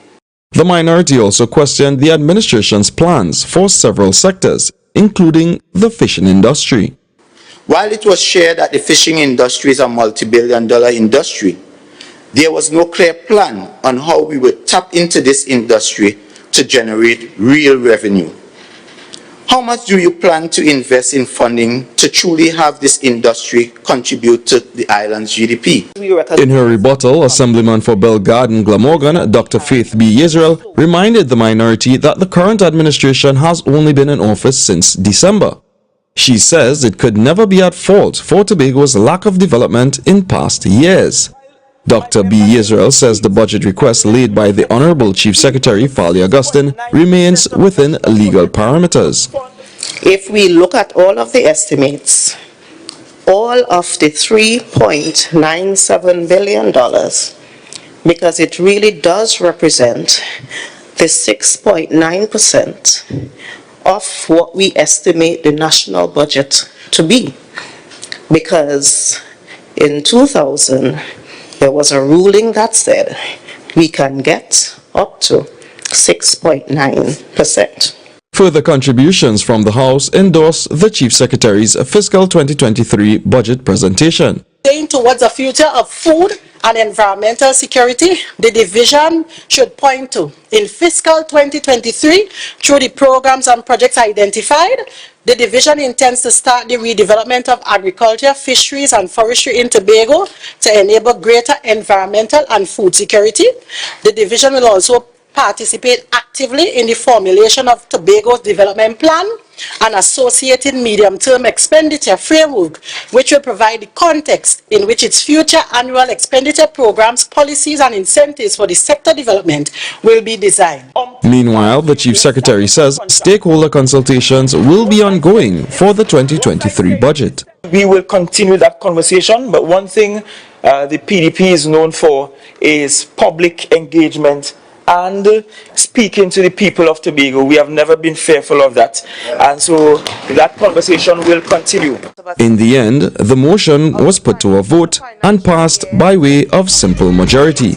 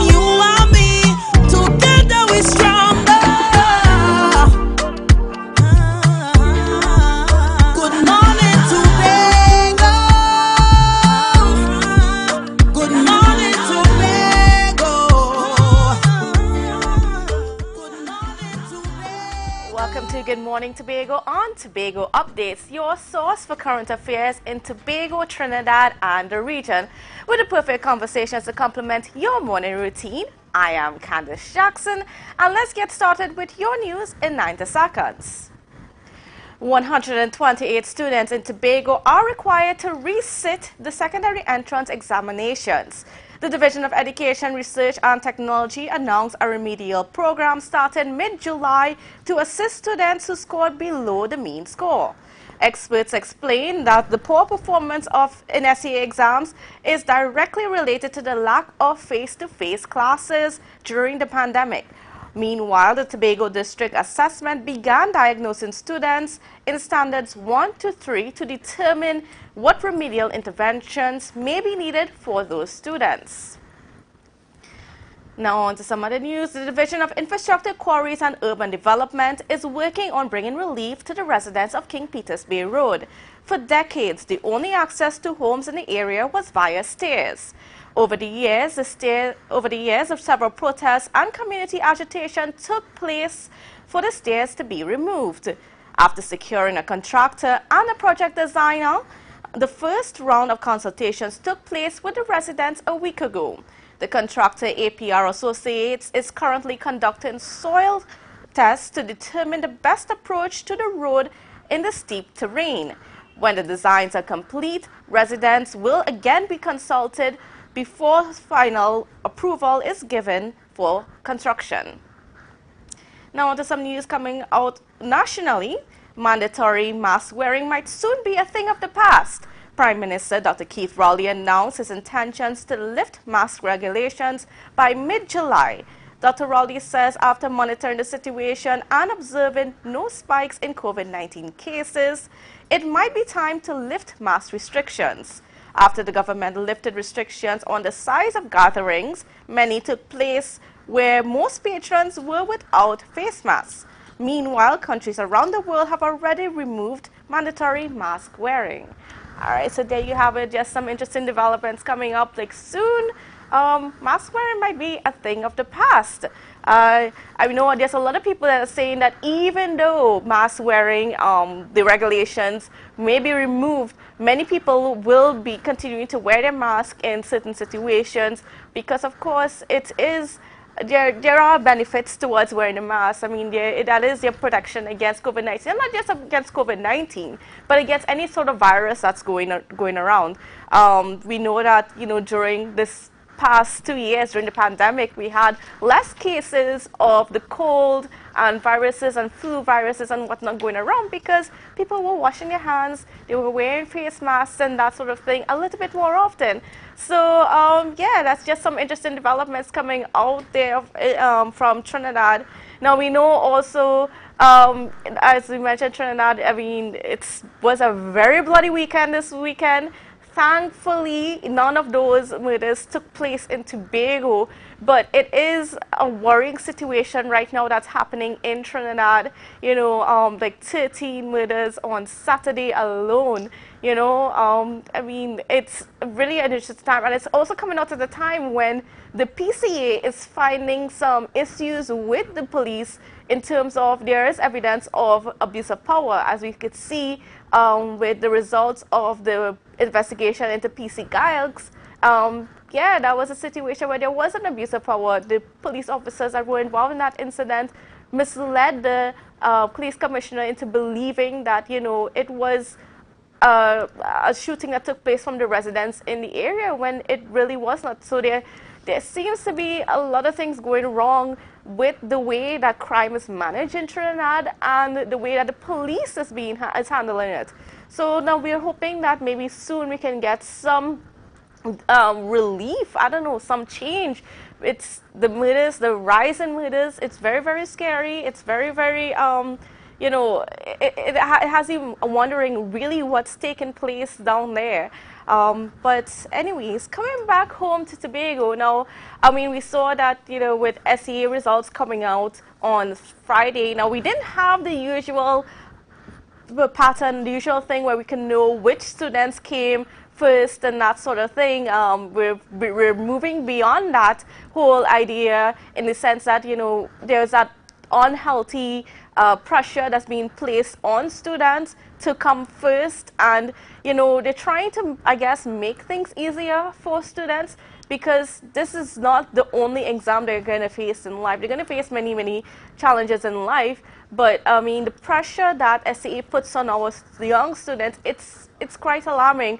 So the government is trying to make moves to relieve some of that pressure, but we're seeing that, that whole pandemic has had a very negative effect on our students, that we have a high rate of children that fail the exam.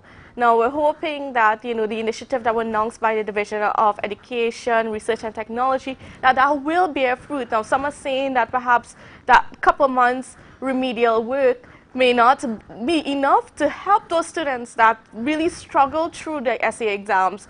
And there are some people are calling for more specialized remedial classes and that sort of thing that would take place for more than 2 months period of time, because there is a lot of work that needs to be done. A lot of children, 2 years is a long time in the school life of children, and a lot of children were not able to stay connected enough with their classes, with their teachers, and they are struggling. So we have a hard task in our hands in how we handle our education and how we make sure that at the end of the day that our children don't lose out and they don't fall behind.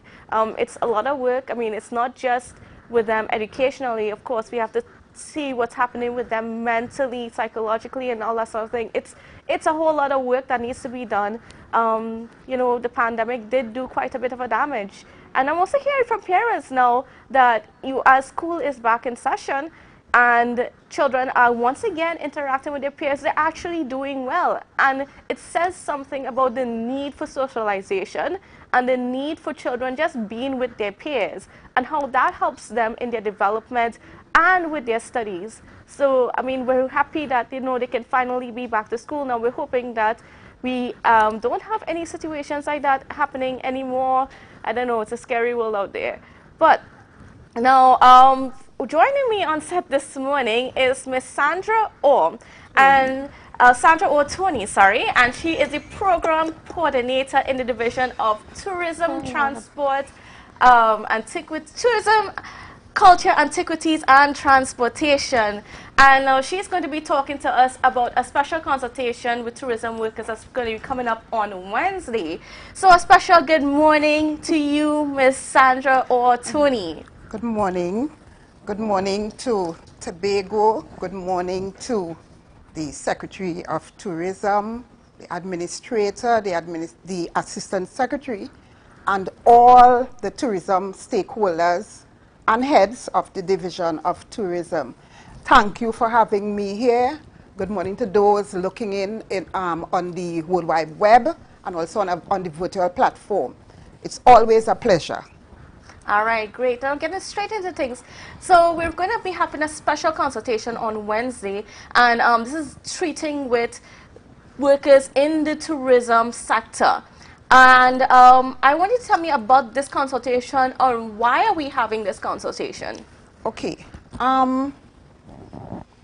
In summation, I would like to start by saying the Tourism Workers Town Hall meeting, it epitomizes the Division of Tourism, Culture, Antiquities, and Transportation's revitalization thrust. And this is a work in progress. It really has to do with the post-COVID-19 pandemic, where in that pandemic we had a lot of tourism businesses that were affected. And so with the secretary joining the division, she had consultations with a number of tourism stakeholder groups. And in those meetings, you had specific persons, representatives. So the Tourism Workers Forum is really, this is really predicated on ensuring that the division is well positioned going forward to sort of effect the renewal of the sector and also, you know, aid in the sustainable development of tourism going forward. And you know, the ultimate is about increased arrivals to Tobago. But before we do that, we must ensure that persons are okay, because the stakeholders and our artisans and our workers, they are critical to the sector. We know that. So the forum really is hosted by the Secretary of Tourism, and it falls under the remit of the Program Coordination Unit, of which I am the coordinator. And we have been vested with the task of planning and, I would say, successfully executing this initiative. What should I say about the Workers' Forum? The Workers' Forum Town Hall meeting, it promises to be very interactive, it promises to be participatory, and it is also solution-focused. It also provides an effective platform to accommodate, I would say, healthy conversations, discussions, issues, and what is really great about this is that it sort of identifies workers from the different levels in the sector and also from various sectors. And I would like to add that when I say workers, I mean the sanitation worker. I mean the worker who rents a chair on the beach. these categories, and I just choose these two for now. We have taxi drivers, we have hotel and restaurant employees, we have tour guides, we have the artisans, we have the reef tour operators, and all those are, some of the categories, and the list goes on. But I think what is of major importance, having those categories and levels of people, they are the ones on the ground, and they are the ones who would interact directly with a tourist, and they are the ones who know they have been out there.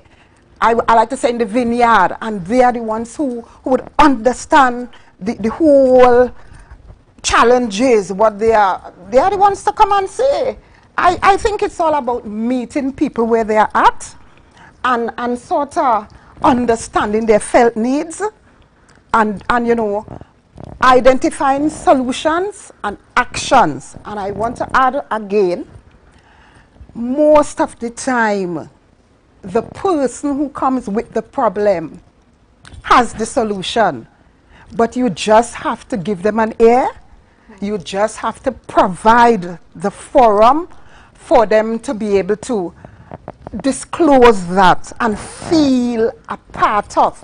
Only when someone feel that they are part of something, only when someone understands how something benefits them, then you will get buy-in. And that is the kind of model that I think my secretary and administrator and even the assistant secretary, that's the kind of model that they are pushing for the division. And I think that they are on the right track.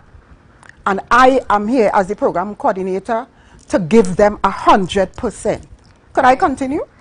Sure. But I just want to guide you a little bit in terms of, okay, so you're doing this consultation. Of course, you're involving literally everybody that's associated with the tourism sector. Because normally when you have consultations, you may have just the heads of the different associations and that sort of thing. But now you're wanting to literally touch, so even the waitresses, everybody, that's the cleaners, even, in the tourism sector. Those are the people that you want to hear from, the people that are working in the stores and that sort of thing. Now, so you're having this consultation, and it's a major consultation that's happening on Wednesday. And but what is going to happen after that consultation? What's going to happen to make sure that we are constantly having that conversation with those people on the ground to know how we can better shape the tourism industry? Okay. We would be having, apart from just having a, well, I'm saying it's a meeting. I don't too like the word consultation.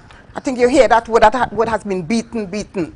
So we are having our forum, our workers' town hall forum, and involved in that would be, we are starting off with presentations. So we have 4 presentations, and those would be industry-specific presentations. We have hopefully the Secretary of Health, Wellness and Social Inclusion. We have asked her to come in to do a brief 10-minute presentations there, because we don't want to take up the time, from the persons really being able to share their views and so on. On the tourism sector and COVID-19 recovery, we also have a presentation by our legal unit on labor laws and rights of workers. And you talk about NIS and those kind of things. And then we have a representative from the Tobago Tourism Agency Limited, who would deal with CAFA certification for the tourism sector. And this certification really addresses, in a nutshell, food safety practices, targets the health, communication, hotel and tourism sector, and it really deals with education, awareness, training. And then the last presentation we would have, it's on capacity building initiatives, training opportunities, and that will be done by the THDI. So if you check on these or you analyze the presentations, they are really to the benefit of workers, because capacity building, training for workers and so on. Sometimes you're in an organization and you're not even sure what is taking place. And then we have our technical team from the division, from our parent companies, We have the TTAL, we have invited the CEO at TTAL, we have invited the CEO at TPAC, we have invited the CEO at the Tobago Festival Commission Limited, and then all our division heads, the technical heads, will also be invited to be present, to be part of the discussion and address any issue that may arise in the discussion, in the forum. So coming out of that, what you expect is that you collate the information, you prioritize the information, because there would be some issues that would be more, you know, urgent than some. Right. And then we actually come up with an action plan, which the attendees, because it would come from them, and we come up with an action plan, and then we continue, we move forward, and then we return, you know, for follow-up and so on. This is not just the only forum that we have had. We have had, apart from the secretary meeting with tourism industry stakeholders, representative groups, we have had the Women's Forum, and that allowed women in the industry to really share their issues and so on. Yes. And then this Workers' Forum is a follow-up to that. So as I said, it's a work in progress. It's something that will be continued throughout the industry. And you know, we could just go from strength to strength here. Right, and I just want to get from you as well. I mean, where do you think that the industry is at right now? Like, what is the feeling? Because I know that, like you said, you would have had some more some interactions with the various stakeholders in previous months. But what's it like on the ground? How are they feeling about the state of things? Well, personally, those meetings that were held prior, I was not in those meetings, but I think persons are really, for example, I could speak to the artisans and concessionaires because I've had direct, intimate, you know, communication and interaction with them. And persons are really, I think they are working very hard to ensure that we have a renewed sector. I think there's good spirit among the groups. Everybody wants to see the sector back up and running. Those vendors I spoke about, furthermore, I don't like to say vendors, I like to say artisans and concessionaires. Yes. They came out of the Magdalena, the Women's Forum.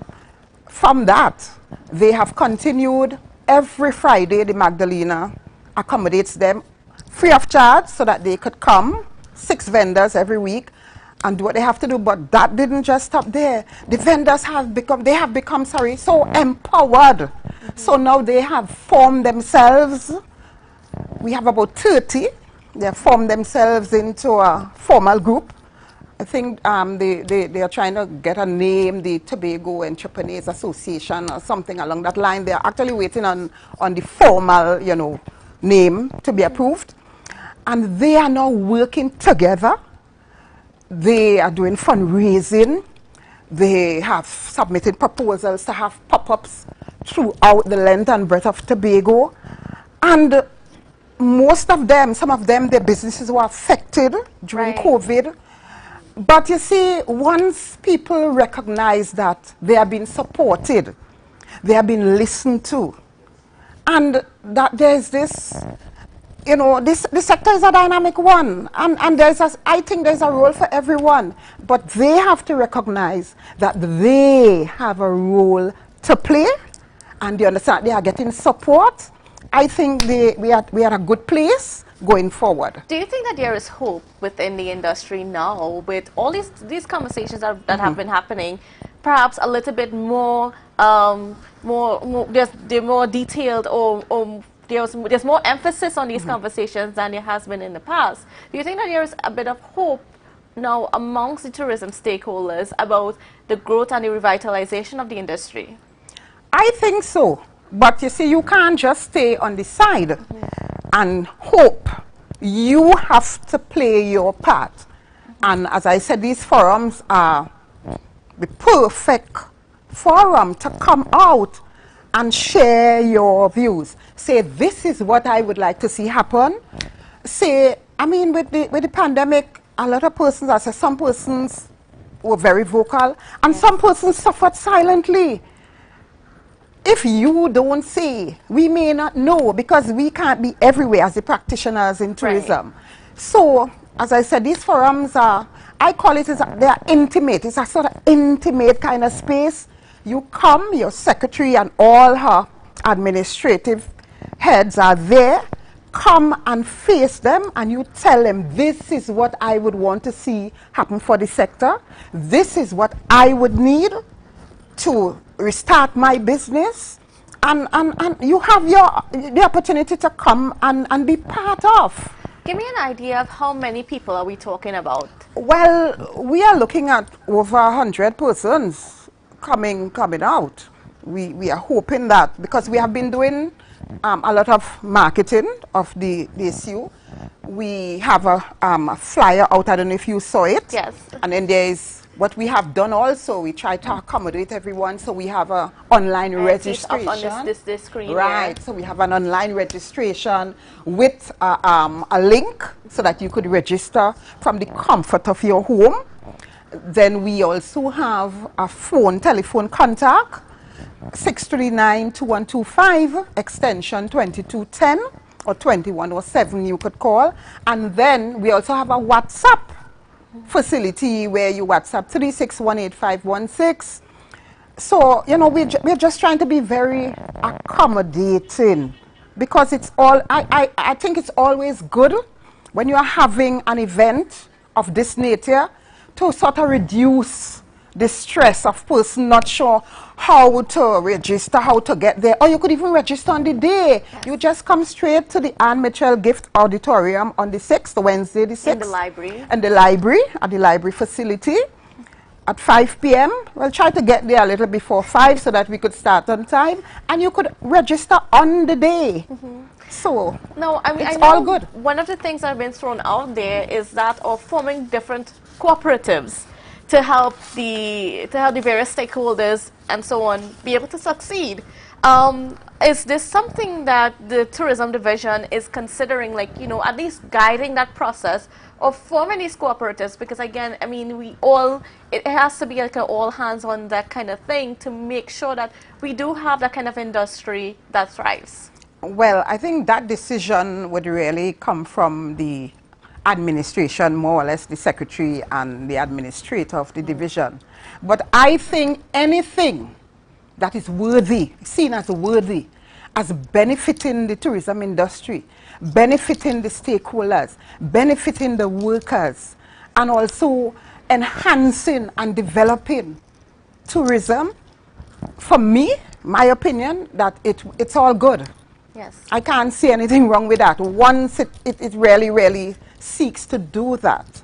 Right. So I would support that. All right. So we were getting ready to wrap up now, and I just want you to give me an idea again for the viewers' sake, the details, when, where, and how. Okay. I would like to really close by saying, when you have a leader, and I should say leaders, and those leaders mean our Secretary of Tourism, our administrator, who not only have a vision for the sector, but is willing to listen, exhibits humility, passion, has an open door policy, embraces inclusiveness and youth development, and also emphasizes the need to ensure that workers and persons in the industry at all levels, and as I said before, the vendor on the beach who rents a chair to a tourist, get them involved, all and sundry, and you know, get them involved in the narrative, to be part of that. I think that I am left with no other choice but to support that vision. And so, in closing, I would really like to encourage all and sundry to come to the Tourism Workers Town Hall Forum on Wednesday, the 6th of July. It's at the Anne Mitchell Gift Auditorium, at the library facility. We would love to have you in our midst. We would love to hear from you. Your opinion, your views matters. Please make the effort to come. I don't want persons not to come and then call my phone to ask me what went on, miss, or having this problem or so on. Please come. We'd love to have you there. And we, going forward, we have to understand that we all have a part to play in the revitalization process and also the ultimate sustainable development of tourism. Thank you. Great. All right, folks, so there you have it. If you are involved in the tourism sector in any shape or form, no matter what level you are at, please get involved. This is to help you. It's about helping development of the industry and about helping the development of Tobago as a whole. So get involved Wednesday at 5 p.m. at the Amateur Gift Auditorium in the library. All right, so that's it from us at Good Morning Tobago. It was a pleasure being with you all this morning. So please remember to be safe and have a wonderful and productive day. And we'll see you again tomorrow at 7 a.m. All right, so this is Candace Jackson for Tobago Updates. Bye for now. The vibes is never wrong.